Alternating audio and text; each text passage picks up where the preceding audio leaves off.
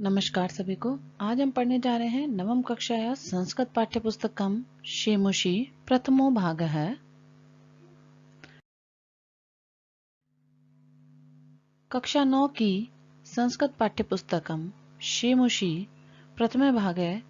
आज हम इसका पढ़ेंगे पाठ 10 जटायु शौर्यम, जिस पाठ में जटायु की शूरवीरता का वर्णन किया गया है। इस पाठ का अब अनुवाद हमने पिछली वीडियो में देखा था। इस वीडियो के माध्यम से हम अब इस पाठ का अभ्यास कार्य करेंगे।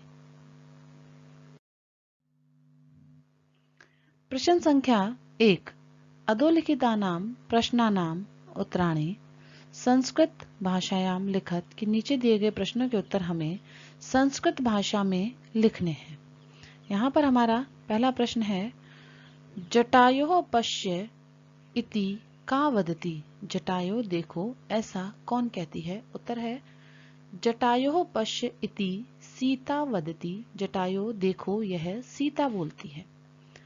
प्रश्न संख्या 2। जटायु रावणम किम कथयति। जटायु रावण को क्या कहता है। उत्तर, जटायु रावणम कथयति यत नीचा मति परदाराभिमर्शनात् निवर्ते धीरः ततः न समाचरेत यत परः विरगहेत। कहता है कि हे रावण, अपनी नीच बुद्धि जो कि अन्य स्त्री को स्पर्श करने में जा रही है उसे लौटा लो, क्योंकि धीर व्यक्ति इस प्रकार का आचरण नहीं करते जिससे कि अन्य लोग उसकी निंदा करें। 3। क्रोधवशाद रावण है किम कर्तुम उद्यतः अभवत। क्रोध के वश होकर रावण क्या करने के लिए उद्यत हो जाता है। उत्तर है, क्रोधवशात रावण है तलेन जटायुम हंतुम उद्यतः अभवत। अत्यधिक क्रोध आ जाने पर रावण तलवार के द्वारा जटायु को मारने में उद्यत हो जाता है। प्रश्न संख्या 4। प्रगदेश्वरः रावणस्य कृतशम चापम शरसरम बभंजः। कि पक्षीराज जो है वो रावण को किस प्रकार उसके धनुष को और बाणों को तोड़ देते हैं। प्रगतेश्वर रावणस्य मुक्तामण विभूषितम चापम शशरम वभज्ज।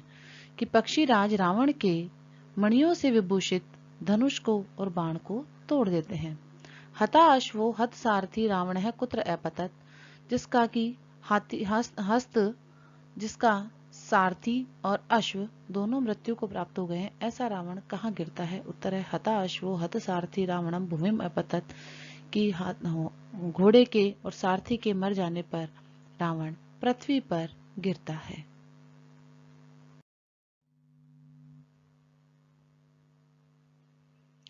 प्रश्न संख्या 2। उदाहरणम अनुसृत्य निने प्रत्यय प्रयोग कृत्वा पदानि रच्यते। यानी नीचे दिए गए उदाहरण को ध्यान में रखते हुए हमें निने प्रत्यय का प्रयोग करके पदों की रचना करनी है। यथा गुण धन निनी तो बनेगा गुणिन, और मूल शब्द है इसमें गुणी, और इसके रूप जो मंत्रिन के समान चलते हैं तो रूप बनता है गुणिन। दान धन निनी दानी या दानिन। इसी प्रकार कवच धन निनी कवचिन या कवची। शर धरनिनी शरी या शरिन। कुशल धन्यनी कुशलिन या कुशली। धन धन्यनी धनिन या धनी। दंड धन्यनी दंडिन या दंडी। प्रश्न संख्या 3। रावणस्य जटायु विशेषणानि सम्मिलित रूपेण लिखितानि तानि पृथक पृथक कृत्वा लिखत। कि यहाँ पर कुछ विशेषण शब्द दिए गए हैं, उनमें से कुछ शब्द रावण के लिए आए हैं और कुछ जटायु के लिए आए हैं, उन्हें पृथक पृथक करके लिखना है। तो रावण के लिए आने वाले विशेषण हैं युवा, सैसरः, हताश्वः, भग्नधन्वा, क्रोधमूर्छितः, सरथः, कवची। जटायु के लिए आने वाले विशेषण हैं वृद्धः, महाबलः, प्रगतसतम, महागृद्धः, खगाधिपः, प्रगदेश्वरः, शरी।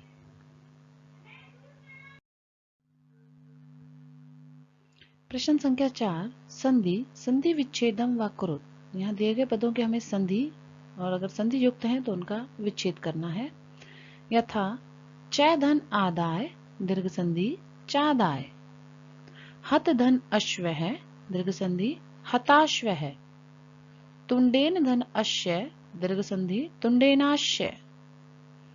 भभंज धन अश्य, इसे हमें यहाँ पर बबंजा अश्य हमें शब्द दिया गया था, इसे हमें विच्छेद करके लिखना है बबज धन अश्य। अंकेन आदाय शब्द दिया गया है और विभक्ति युक्त करके हमें इसको संधि युक्त करके लिखना है अंकेन धन आदाय। खगाधिपः शब्द दिया गया है, खग धन अधिपः, संधि विच्छेद इसका हमें करना है।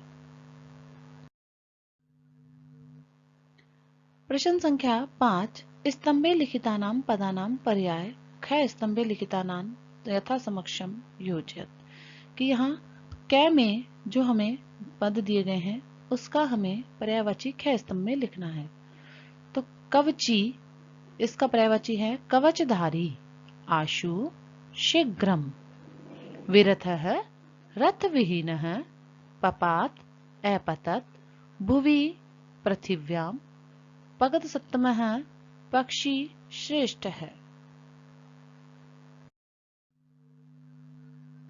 प्रश्न संख्या 6, अधोलिखितानां पदानां विलोम पदानि मंजूषया दत्तेषु पदेषु चित्वा यथा सक्षम लिखत, कि यहाँ विलोम पद दिए गए हैं मंजूषा में, उनको ढूंढकर हमें यथा सक्षम हमें सामने लिखना है, कि एक तरफ पद है, दूसरी तरफ हमें मंजूषा में से ढूंढकर उनके विलोम पद लिखने हैं। विलपंती जिसका अर्थ होता है विलाप करती हुई, तो उसका विलोम है हसंती। आर्य, इसका विलोम है अनार्य। राक्षसेंद्रेण यानी राक्षसों के राजा, तो देवेंद्रेण देवों के राजा। पाप कर्मणा पुण्य कर्मणा, क्षिप्रम यानी जल्दी, मंदम अर्थात धीरे, विगर्हयेत निंदा करना, प्रशंसेत प्रशंसा करना, वृद्ध है वृद्ध युवा, आदाय प्रदाय, वामेन दक्षिणेन, अतिक्रम्य अनतिक्रम्य।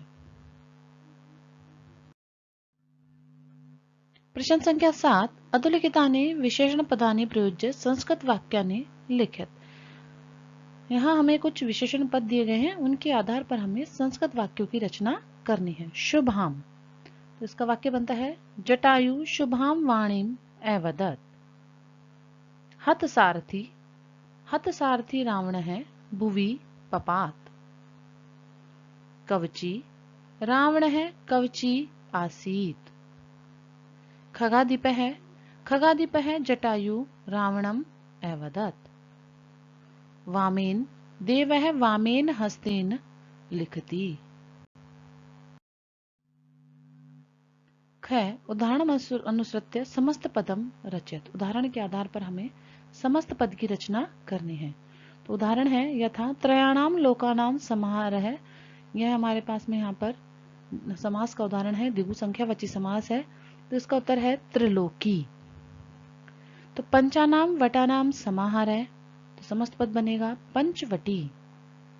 सप्तानाम पदानाम समाहार है, सप्तपदी। अष्टानाम भुजानाम समाहार है, अष्टभुजी। चतुर्णाम मुखानाम समाहार है, चतुर्मुखी।